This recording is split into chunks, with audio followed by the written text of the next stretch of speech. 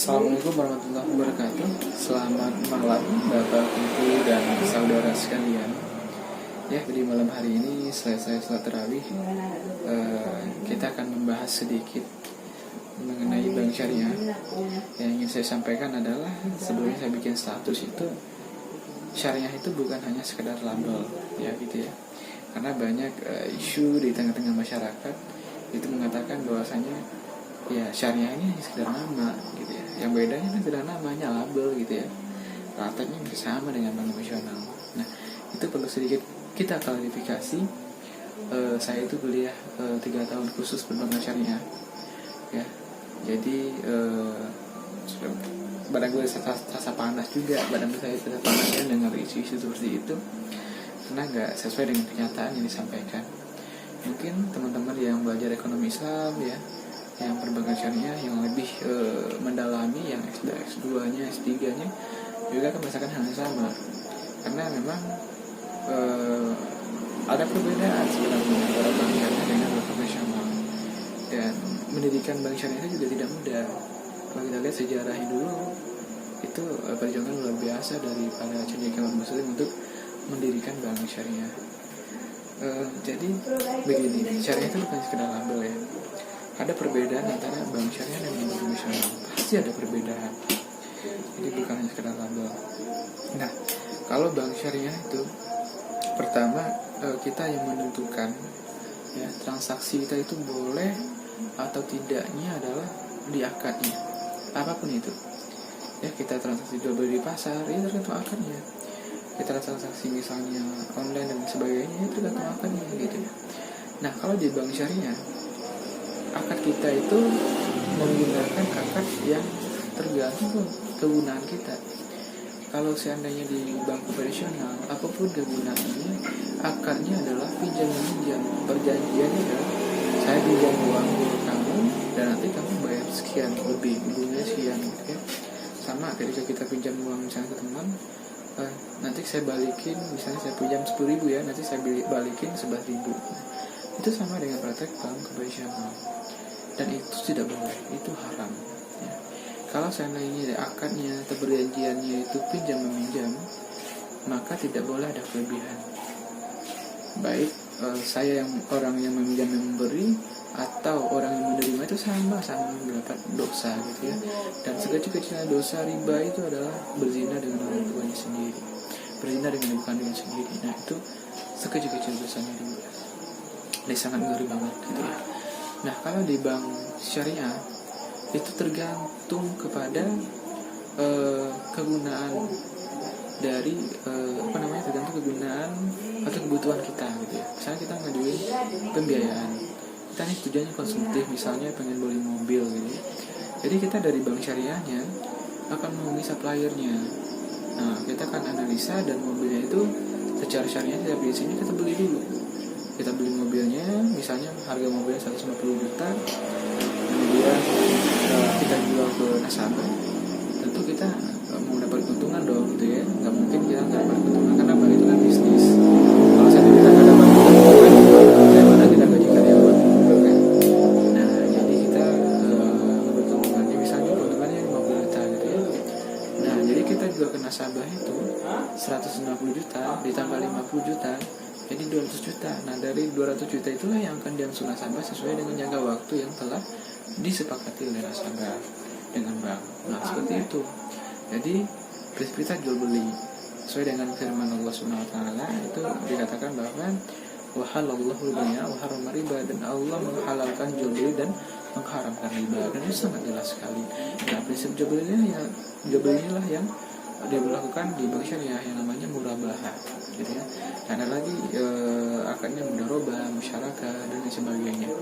Nah, di kita di bank syariah itu secara prinsipnya kita menjalankan Al-Quran dan hadis sesuai dengan hukum syariah. Kalau di bank konvensional mereka berdasarkan undang-undang. Nah, kita juga berdasarkan undang-undang. Tapi hal pertama adalah prinsip kita yaitu menjalankan bisnis itu sesuai dengan Al-Quran dan hadis. Nah, itu sama sekali. Kalau di bank syariah kita itu yang dia mengawasi kita seperti OJK, Bank Indonesia dan sebagainya ya, dan BPN terkait itu kita juga diawasi oleh Dewan Syariah Nasional Majelis Ulama Indonesia. Jadi setiap bank syariah itu wajib memiliki DPS atau Dewan Pengawas Syariah.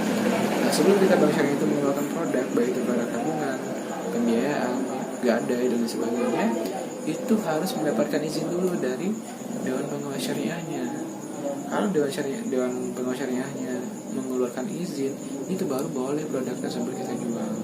Ya, kita jalankan di bisnis bank. Tapi kalau seandainya tidak diizinin, kita nggak boleh. Nah, jadi kita setiap tahun juga itu diaudit, diperiksa oleh Dewan Pengawas Syariah, ini sudah sesuai syariah atau belum, gitu ya. Nah, kalau belum diperbaikin dan prosesnya tidak bisa, itu akan izinnya akan dicabut. Kita nggak bisa mengeluarkan produk yang tidak diizinkan oleh Dewan Pengawas Syariah, Dewan Syariah Nasional Majelis Ulama Indonesia. Nah, kemudian ada juga yang menanggapi bahwa bank syariah ini sama praktiknya dengan bank konvensional. Ya karena kalau kita melihatnya dari segi keuntungan itu sama gitu ya. Tentu kita juga mau dapat keuntungan karena kita bisnis. Gak mungkin kita nggak dapat keuntungan. Dari mana kita kerja karyawan gitu kan? Nah, kalau kita nggak dapat keuntungan, berarti kita itu lembaga sosial, misalnya yayasan berbagi, misalnya kan.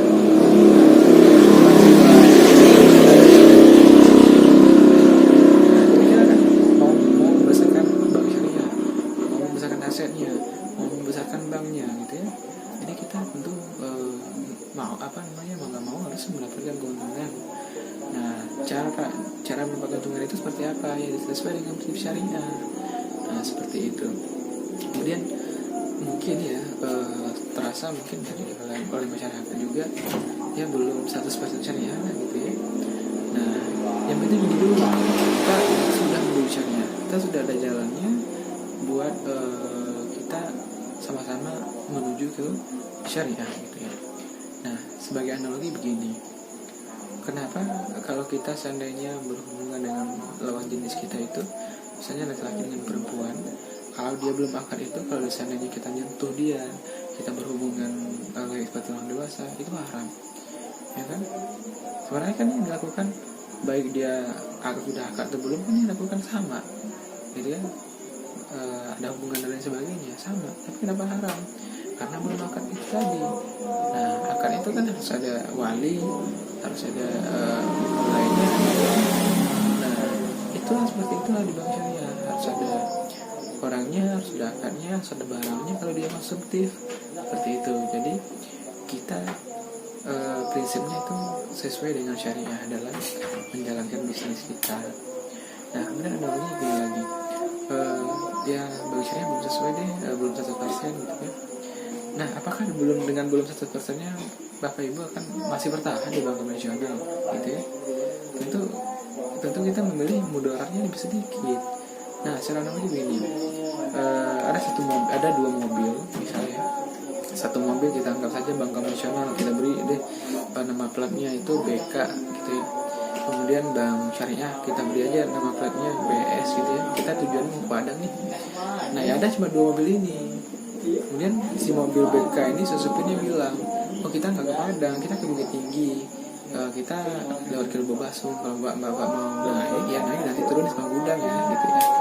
Nah, kemudian BS ini bilang, nah kita juga nggak ke Padang Pak, tapi kita ke Priaman gitu. Kita nggak nyampe ke Padang, ini sedikit lagi nyampe ke Padang, cuma nggak nyampe ke Padang, kita cuma sampai Priaman. Nah, secara logikanya kita pilih yang mana? Yang BK atau yang BS? Pasti yang BS gitu kan, bank syariah.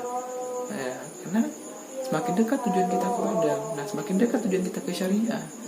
Nah, kalau kita mau ke Padang, tapi BS-nya bank syariahnya cuma sampai ke Priaman, ya kita tinggal naik bus Priaman ke Padang, kan nyampe kita ke Padang. Daripada kita harus dari Simpang Gudang, tunggu bus lagi, itu pasti akan lama kita menuju ke Padangnya, sama pasti akan lama kita menuju ke syariahnya. Nah, dengan syariah misalnya meskipun belum 100% misalnya ya, tapi kita harus sama-sama membangunnya. Kalau bukan kita yang membangunnya, kalau bukan kita yang menjadi nasabah bank syariah, ya bagaimana bank syariah ini bisa besar? Bagaimana asetnya bisa besar? Nah, jadi mari yuk sama-sama kita bangun bank syariah. Secara teknologi pun bank syariah tidak kalah, lebih canggih bank syariah. Coba dirasain gitu ya. Nah, jadi mari sama-sama kita bangun bank syariah. Bapak Ibu yang masih di bank konvensional, ayo beralih ke bank syariah.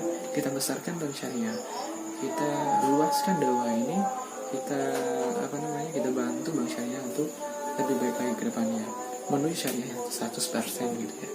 Mungkin itu saja. Kalau ada yang mau ditanyakan, ada yang mau dikritik, tanggapan, silakan di kolom komentar atau mungkin bisa komen di nomor WA saya yang akan saya cantumkan. Ya, mungkin itu saja. Terima kasih. Wabillahi taufiq wal hidayah. Assalamualaikum warahmatullahi wabarakatuh.